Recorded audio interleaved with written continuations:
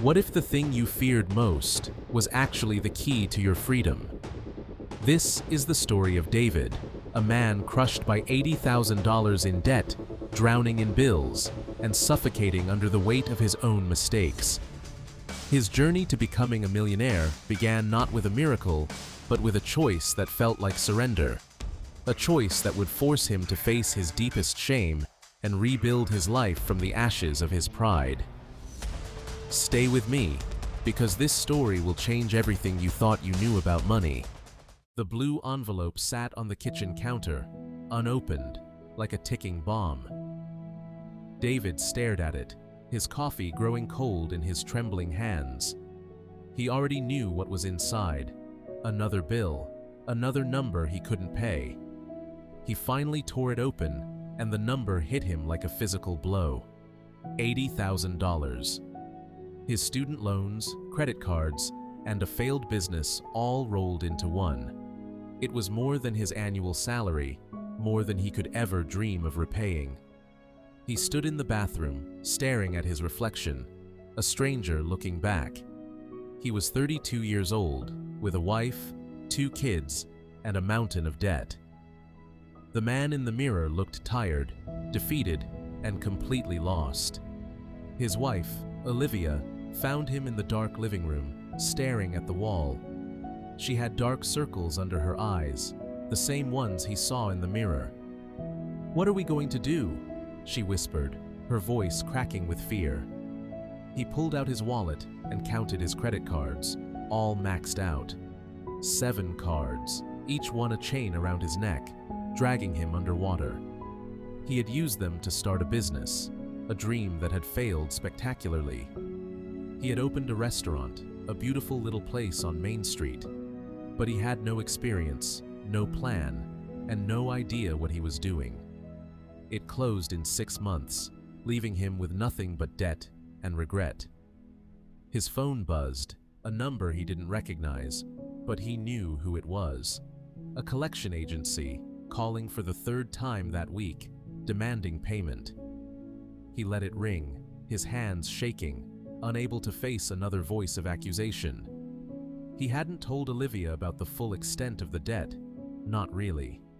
He'd hidden the statements, lied about the balances, smiled through the fear. Every lie was a brick in a wall that was slowly crushing him. That night, Olivia found the bills in his briefcase, all of them. She confronted him, her voice trembling with hurt and betrayal. "You lied to me," she said. "You lied to me every single day." He broke down, tears streaming down his face, the dam finally breaking. "I was scared," he confessed. "I was so scared of letting you down." She held him, even though she was angry, because she still loved him. "Fix this," she said, her voice firm but not cruel. "Fix this, or I'm gone." He nodded, understanding that this was his last chance, his final warning. He had to change, or he would lose everything that mattered. He sat at his desk that night, listing every debt, every dollar, every creditor. The number was even worse than he remembered, $83,472.66. He wrote it down on a piece of paper and taped it to his bathroom mirror. He woke up at 5 the next morning, the number staring back at him. He felt sick, but he also felt something else, a strange sense of clarity. He couldn't run anymore. He had to face it head on. He called the collection agency, his voice shaking but steady. "I want to make a payment plan," he said. "I want to fix this." The agent on the other end was surprised, but willing to work with him. He sat down with Olivia and created a budget, a real one, with real numbers. They cut everything: cable, eating out, subscriptions, even their coffee runs. It was painful, but it was honest, and honesty felt like a lifeline. He started driving for a rideshare service at night after his day job. He worked until midnight, picking up strangers, making small talk. Every dollar went toward the debt, no excuses, no exceptions. He sold his car, the one he loved, the one he'd worked so hard to buy. He used the money to pay off his highest interest credit card. Olivia cried when she saw him take the bus, but she didn't say a word. His friends noticed. They asked why he was driving an old beater car. He made up excuses, unable to admit the truth about his failures. The shame was a constant companion, a shadow he couldn't shake. His boss, Mr. Thompson, called him into his office one afternoon. "I know about your situation," he said, his voice calm and kind. David's face went pale. "How did you find out?" he stammered. Mr. Thompson told him about his own past, his own struggles with debt. "I was $80,000 in debt too," he confessed. "I climbed out." He offered David a promotion, more responsibility, and higher pay. The promotion meant more hours, more stress, and less time with his family. But it also meant more money, and right now, money was survival. He accepted, knowing it would be painful, but necessary. His days became a blur. Work, then rideshare, then sleep, then repeat.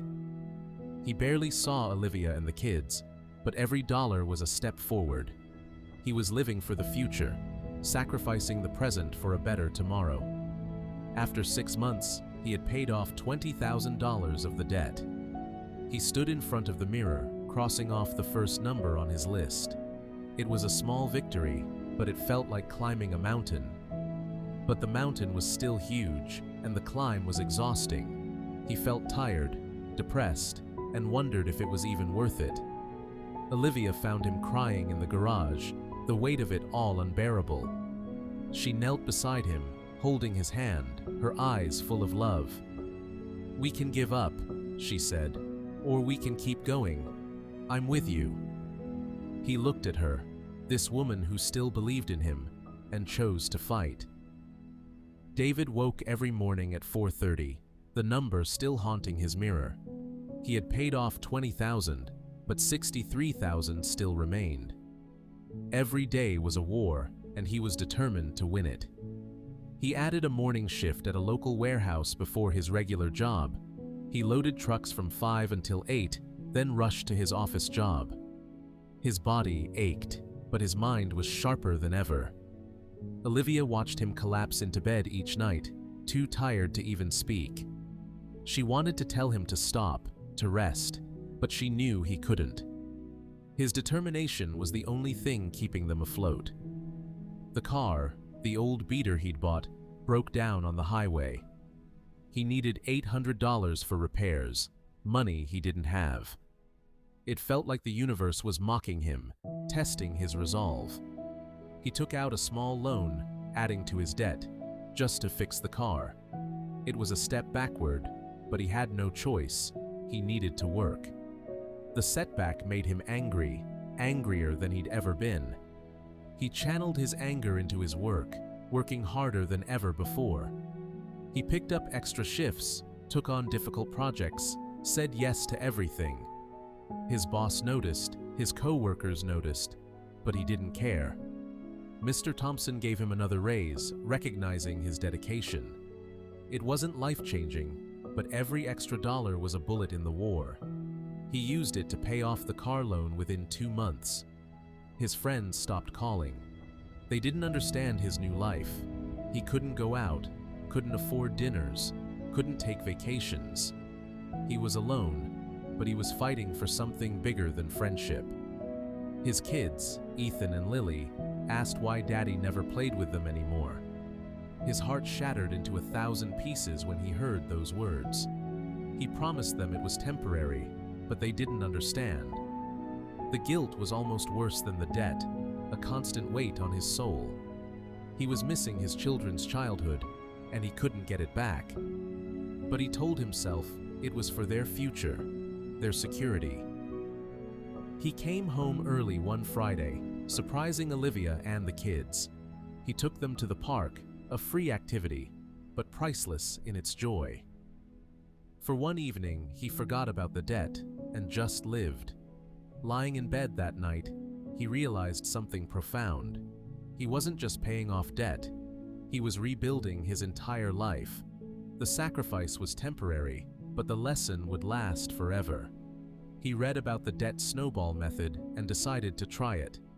Pay off the smallest debt first, then roll that payment into the next. It was psychological, but it worked, giving him small victories. He paid off his first credit card entirely, the smallest balance. He cut it up in front of Olivia, a symbolic act of freedom. She cried tears of joy, hugging him like he'd just won the lottery. The small victory gave him momentum, a hunger for more success. He tackled the next card, then the next, each one a battle won. The snowball was rolling, and nothing could stop it. He started a small consulting business, using his skills from work. He helped small businesses organize their finances for a small fee. It was slow at first, but every client was another step forward. A local bakery owner named Maria hired him to fix her books. He worked nights and weekends, poring over spreadsheets and receipts. When he saved her business, she paid him and referred others. His consulting business grew slowly, but steadily, word by word. He had 3 clients, then 5, then 10, all paying small fees. It wasn't much, but it added up, and every dollar went to debt. He took a job cleaning offices on weekends, something he was ashamed of. But he swallowed his pride, remembering that survival mattered more. He scrubbed toilets and emptied trash, thinking of his children's future. One night, he broke down in the parking lot after cleaning an office. He was tired, humiliated, and wondering if it was all worth it. But then he thought of Ethan and Lily, and he got back in his car. His father called him, concerned about his health and well-being. "You're killing yourself," his father said. "Slow down, son." David listened, but he knew he couldn't slow down, not yet. He started taking Sundays off, a day of rest, a day for family. He and Olivia would take the kids to church, then to the park. It was a small change, but it saved his sanity. After 18 months, he had paid off $40,000. He stood in front of the mirror, crossing off more numbers. 40,000 left. The mountain was getting smaller. But the remaining 40,000 felt insurmountable, a cruel joke. He was exhausted, and the finish line seemed impossibly far away. He wondered if he'd ever be free, ever be whole again. Olivia came home with news. She had gotten a part-time job. It didn't pay much, but every dollar would help them get free.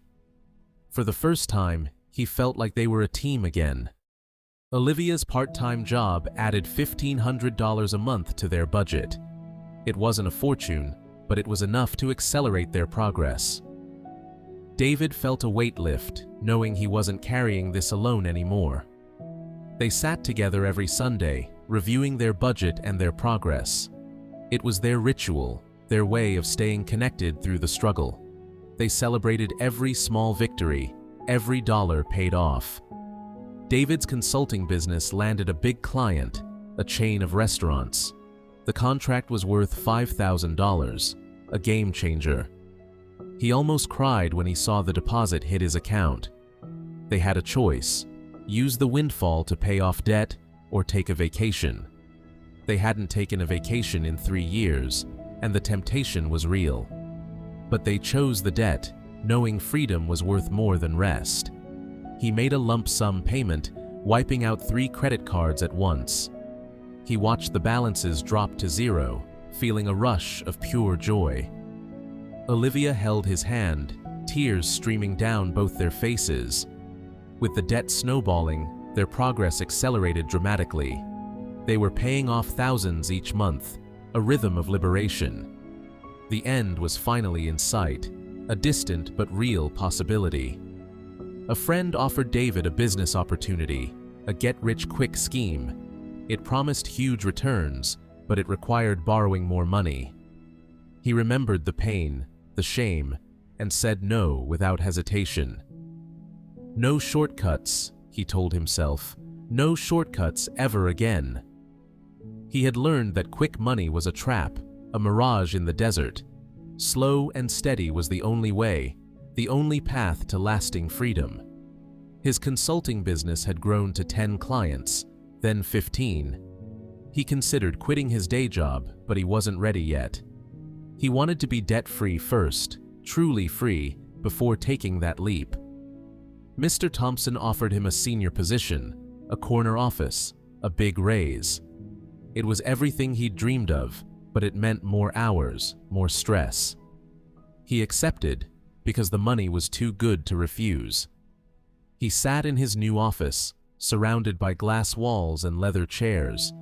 He felt like a fraud, like he didn't belong in this world of success. But he reminded himself of the journey, the struggle, the sacrifice. He thought about Mr. Thompson, his mentor, the man who believed in him. Without his guidance, he would still be drowning in debt and despair. He made a mental note to thank him, to honor his kindness. After 3 years of relentless effort, they had only 10,000 left. The finish line was visible, a beacon of hope in the distance. They could almost taste freedom, almost feel the weight lifting. Olivia's car broke down, a major repair costing $2,000. They had to use their emergency fund, the one they'd built with care. It was a setback, but they had a fund, and that was the point. "You see," David told her, "this is why we saved." They paid for the repair without using credit cards, without going backward. Preparation was freedom, and they were finally prepared. They made their final payment on a rainy Tuesday afternoon. The balance hit zero, and David stared at the screen in disbelief. It was over. After 3 years, 7 months, and countless sacrifices. He and Olivia sat together, holding each other, sobbing tears of joy. "We did it," he whispered. "We actually did it." She kissed him, her tears mingling with his, a shared victory. He walked outside and felt the rain on his face, a baptism of freedom. The weight was gone, the shame was gone, the fear was finally over. He was a free man, and the world felt brand new. They took the kids to a fancy restaurant, a place they couldn't afford before. Ethan and Lily ordered whatever they wanted, and no one checked the prices. For once, they didn't have to worry. Lying in bed that night, David couldn't sleep, his mind racing. He had done it. He had climbed the mountain and made it to the top. But now what? What came next? Who was he without the debt? Strange as it seemed, he felt a sudden emptiness, a loss of purpose. The debt had defined him, given him a mission, a reason to fight. Now that it was gone, he felt lost, adrift in the silence. He started reading books about wealth building, investing, and growth. He learned that freedom was just the beginning, not the end. There was a whole world of opportunity waiting for him. He took $5,000 and invested it in a low-cost index fund. It was his first step toward building wealth, not just escaping debt. The journey was far from over. It was just beginning. He realized that his purpose wasn't to be debt-free. It was to be free. Free to choose, free to grow, free to build something meaningful. He was ready for the next chapter, the next adventure. He made a promise to himself: never, ever go back to debt again. He would live below his means, save aggressively, and invest wisely. This time, he would build wealth the right way, slow and steady. David woke up every morning with a new sense of purpose and clarity. He wasn't running from debt anymore. He was running towards something greater. The shift in mindset was subtle but powerful, a complete transformation. He devoured books on investing, real estate, and wealth building. He learned about compound interest, diversification, and long-term thinking. Every lesson was a tool, every chapter a step toward mastery. Instead of paying off debt, he redirected his money toward investments. He automated his savings, ensuring he never touched the money. The discipline he'd learned in debt was now his greatest asset. After 1 year of investing, his portfolio had grown to $20,000. It wasn't a fortune, but it was a start, a foundation for the future. He felt like a real investor, a builder of wealth. He read about real estate investing and felt a spark of curiosity. He started researching properties, attending seminars, and asking questions. The idea of owning rental properties excited him, scared him, and motivated him. He found a small duplex in a working-class neighborhood, priced to sell. It needed work, but the numbers made sense. The math was solid. He used his savings and a small loan to make the purchase. He spent his weekends fixing up the property, painting and repairing. His hands were blistered, his back ached, but he loved every minute. He was building something tangible, something real and lasting. A young family moved into the unit, paying rent on time every month. The cash flow was small, but it was consistent, a passive income stream. He felt like a true entrepreneur, a creator of wealth. He bought a second property, then a third, using the equity from the first. He was leveraging, but carefully, with conservative calculations. Each property added to his income, a snowball of its own. He started mentoring others, sharing his story of debt and recovery. "I was $80,000 in debt," he told them. "Now I'm free." His story inspired others, giving them hope for their own journeys. One of his tenants lost their job and couldn't pay rent for 3 months. David had to cover the mortgage out of his own pocket, a strain.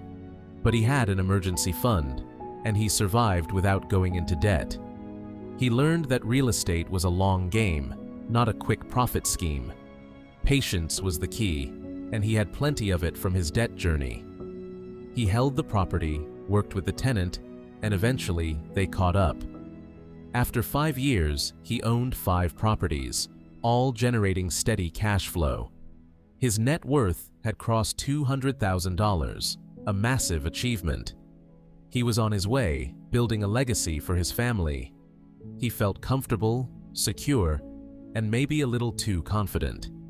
He stopped looking for new opportunities, resting on his success. It was a dangerous trap, one he'd fallen into before. A market downturn hit, and property values dropped significantly. He watched his net worth shrink, feeling the old fear creep back. But he held on, refusing to sell, trusting the long-term trend. The market recovered, and his properties regained their value. He had survived the storm, and he was stronger for it. The lesson was clear. Never get too comfortable, never stop learning. He started a small real estate investment company with 2 partners. They pooled their resources and bought larger properties together. It was a risk, but it was calculated, a smart bet on the future. The company grew, acquiring more properties, building a reputation. David's role evolved from investor to leader, from builder to mentor. He was no longer just surviving, he was thriving. After 10 years, his net worth crossed $1 million. He sat in his office, staring at the number, feeling a range of emotions. He had done it. He had gone from $80,000 in debt to a millionaire. He looked back at his journey, the sacrifices, the sleepless nights. He saw a man who had been broken, humiliated, and desperate. And he saw a man who had fought, grown, and ultimately triumphed. He thanked Olivia, his rock, his partner, his biggest supporter. "This is ours," he told her. "We built this together." She smiled, tears in her eyes, proud of the man he'd become. He started a college fund for Ethan and Lily, ensuring their future. He wanted them to have opportunities he never had, a head start. It was his legacy, his gift to the next generation. He donated to charities, helped families in need, and mentored young entrepreneurs. Giving back felt better than any investment he'd ever made. He realized that true wealth was about impact, not accumulation. He sat on his porch one evening, watching the sunset with Olivia. His net worth had crossed 2 million, but he no longer cared about the number. What mattered was the peace, the freedom, the life they'd built. He visited his old apartment, the place where it all began. He remembered the debt, the shame, the fear of losing everything. And he thanked God he hadn't given up, that he'd kept fighting. David woke at 5 every morning, not to work, but to reflect and plan. He made coffee, sat on his porch, and watched the world slowly wake up. It was his sacred time, a moment of gratitude before the day began. He still drove a modest car, wore simple clothes, and lived below his means. His friends teased him about being a millionaire who lived like a pauper. "I'm not poor," he'd laugh. "I'm free. There's a big difference." He often thought about the debt, the shame, the fear of those dark days. That pain had taught him more than any success ever could. He was grateful for the struggle because it had made him who he was. He remembered the collection calls, the sleepless nights, the humiliation. Those moments had forged his discipline, his resilience, his character. Pain was a teacher, and he had been an excellent student. He thought about Olivia, her faith in him when he had none in himself. She had stayed when she could have left, believed when he couldn't.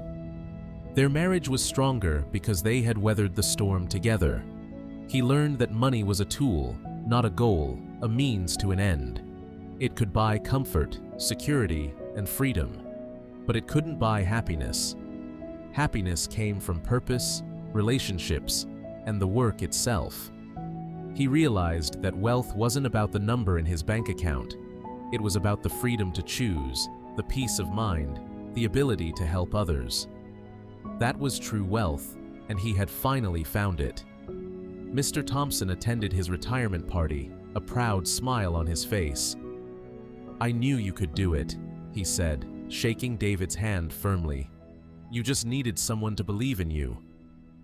David hugged his mentor, tears in his eyes, unable to find the words. "Thank you," he finally whispered. "You saved my life." Mr. Thompson smiled, his eyes glistening with pride. A young man named Ryan approached him, asking for advice on his debt. Ryan had $40,000 in credit card debt and no way out. "I can help you," David said, "but you have to be willing to change."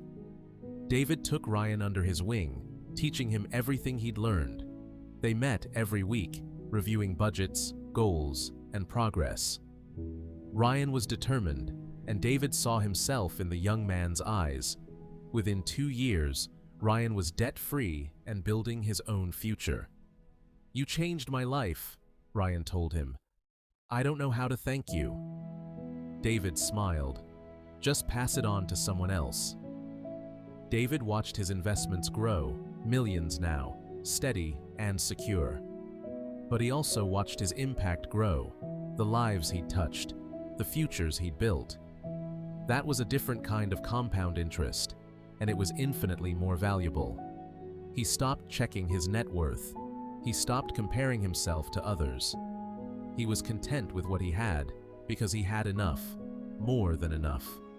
Contentment, he learned, was the secret to lasting wealth. He started writing a book about his journey, sharing his lessons with the world. From Debt to Freedom, he titled it, a simple but powerful message. He wanted his story to inspire others, to give them hope. The book sold modestly, but the letters he received meant everything. People wrote to him, sharing their own struggles, thanking him for his honesty. His story was no longer his own. It belonged to everyone who needed hope. He realized that his purpose wasn't to be rich, it was to be useful. He used his money to help others, his time to mentor, his story to inspire. Purpose gave his wealth meaning, and meaning made everything worth it. He looked back at his journey, from 80,000 in debt to a millionaire. He saw a young man who was scared, foolish, and desperate for validation. And he saw an older man who had learned, grown, and finally found himself. He reconnected with old friends, the ones he'd lost during the dark years. They apologized for not understanding, for not being there for him. He forgave them, because forgiveness was part of his healing. David wrote a letter to his younger self, the man drowning in debt. "Don't give up," he wrote. "The pain is temporary, but the lesson is forever." He sealed the letter and placed it in a drawer, a reminder of where he'd been. He gave away $100,000 that year to charities and families. It didn't hurt. It didn't feel like a loss. It felt like a release. He realized that holding on to money was like holding on to water, impossible and pointless.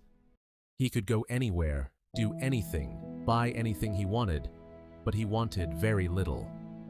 His freedom came from not needing things, not from having them. That was the ultimate wealth, the freedom to want nothing. He and Olivia started a foundation together, helping families escape debt. She handled the operations, and he handled the mentoring, a perfect partnership. They were building something together again, but this time it was truly meaningful. He sat on his porch, watching the sunset with Olivia by his side. $20 million was just a number, but this was everything. He had built a fortune, but he had also built a life, and that was the real achievement. He returned to the restaurant he'd failed, now a successful business under new owners. He stood outside, remembering the pain, the shame, the failure. And he smiled, because that failure had led him to everything he had today. 20 years had passed since David first opened that collection letter. He stood in his backyard, surrounded by family, friends, and grateful faces. The foundation he'd built with Olivia had helped over 3,000 families escape debt. He stepped onto a small stage, his hands steady, his voice calm and clear. "I started with $80,000 in debt and a broken spirit," he began, "and I lost everything before I learned what truly mattered." He looked out at the faces, some familiar, some new, all waiting for his words. There was Ryan, now a successful businessman with his own mentorship program. There was Mr. Thompson, old and frail, but still smiling with pride. "I'm grateful for every failure," David said, his voice thick with emotion. "Every failure taught me something success never could." The crowd nodded, understanding the weight of his words. "Sacrifice is not a loss," he continued. "It's an investment in your future. The meals I skipped, the nights I worked, the pride I swallowed, all of it was worth it." He paused, letting the truth sink in.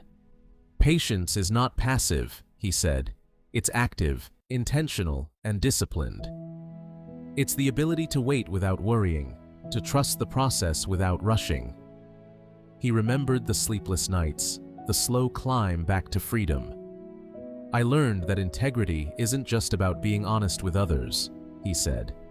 "It's about being honest with yourself, about your fears, your limits, and your mistakes." He looked at Olivia, who smiled back with pride. "The moment I started giving, I started truly living," he said. "Generosity isn't a sacrifice. It's an investment in a world that desperately needs kindness." He saw Ryan in the crowd, nodding slowly, his eyes glistening. "I lost everything, and I wanted to give up," David admitted. "But I learned that resilience isn't about never falling. It's about always getting back up." The crowd applauded, many wiping tears from their eyes. "Humility is the foundation of growth," he said. "The moment you think you know everything, you stop learning." He remembered the arrogance of his younger self, the pride that had led to his downfall. That lesson had cost him everything, but it had saved his soul. "I couldn't have done any of this without Olivia," he said, turning to his wife. "She believed in me when I didn't believe in myself, and she forgave me when I failed." Olivia walked onto the stage, and they embraced in front of everyone. "We have one more surprise," Olivia said. her voice trembling with joy. Ryan walked onto the stage, holding a framed photo of his own success story. It was a picture of him handing a scholarship to a young woman in need. David broke down. He couldn't help it. The tears just flowed. Ryan hugged him, both men crying, the circle of mentorship complete.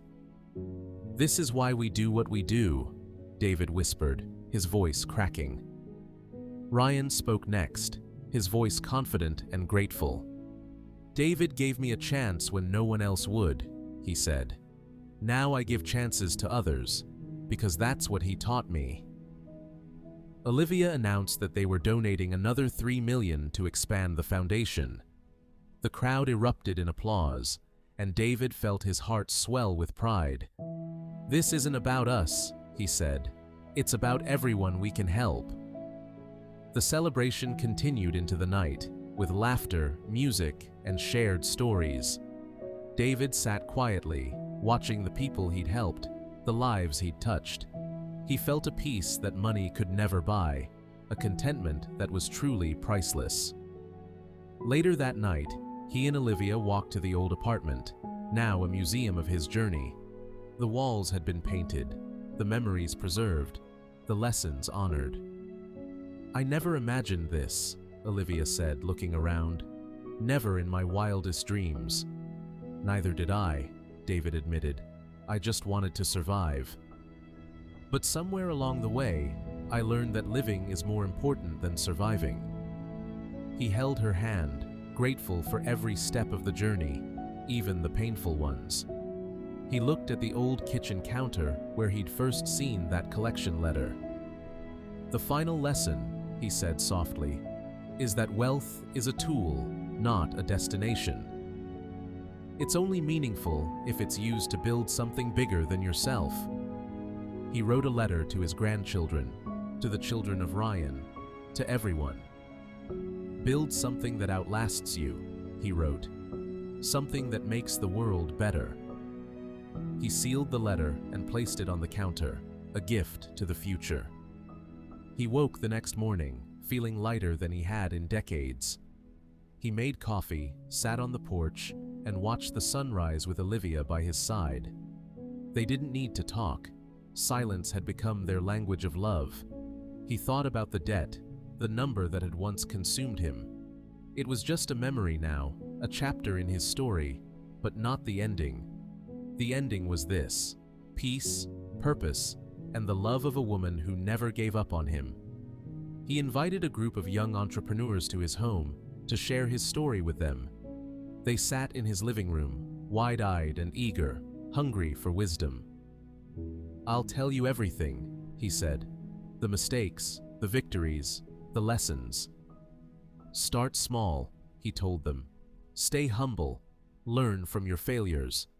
Don't chase money, chase meaning, and never, ever give up." They nodded, taking notes, understanding that this was more than just advice.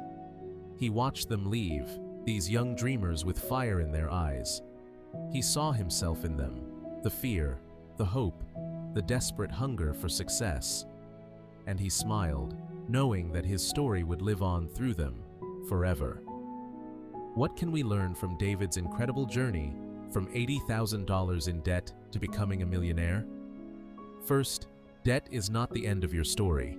It's a chapter, a difficult one, but not the final page. With discipline, sacrifice, and patience, you can climb out of any hole. Second, money is a tool, not a goal. True wealth comes from purpose, relationships, and the impact you have on others. David learned that giving back was more fulfilling than accumulating. And third, resilience is your greatest asset. You will fall. You will fail. You will lose everything at some point. But if you keep getting back up, if you keep learning and growing, you will eventually succeed. 3 practical actions you can start applying today. Number 1, face your debt. Write down every dollar you owe, every creditor, every balance. Stop hiding from the truth. The first step to freedom is honesty. Number 2, create a budget and stick to it. Cut everything that isn't essential. Every dollar you save is a bullet in the war against debt. Number 3. Find a mentor or become one. Learn from those who have walked the path before you, and when you succeed, pull someone else up with you. David started with $80,000 in debt and a broken spirit. What can you start with today? What did you learn from this video? Which steps are you going to take? Tell us in the comment box below. Thank you for watching. Remember, your journey starts today with a single step, a single decision, a single dream.